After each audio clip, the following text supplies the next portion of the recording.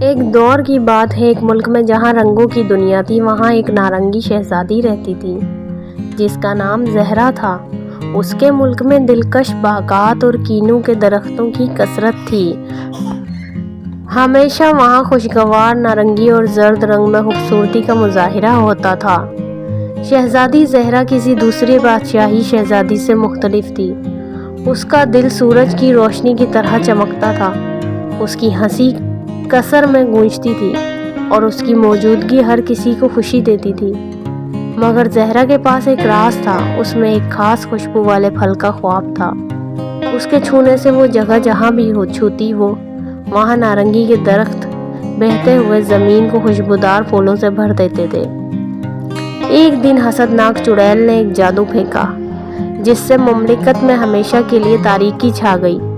وہ خوشگوار باغات تاریکی میں دھندلا گئے اور نارنگی کی خوشبو گم ہو گئی۔ مملکت کو بچانے کے لیے تیار ہو کر شہزادی زہرا نے ایک منصوبہ بنایا تاکہ وہ جادوئی سن سٹون تلاش کر سکے۔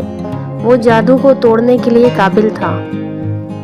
جنگلوں اور پہاڑوں کے راستے پر اس نے ہمت اور محبت کو آزمانے والی مشکلات کا سامنا کیا۔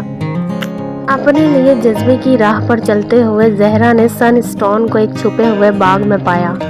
اس پتھر کی روشنی سے اس نے تاریکی کو توڑا اور اپنی مملکت میں روشنی اور زندگی کو بحال کیا۔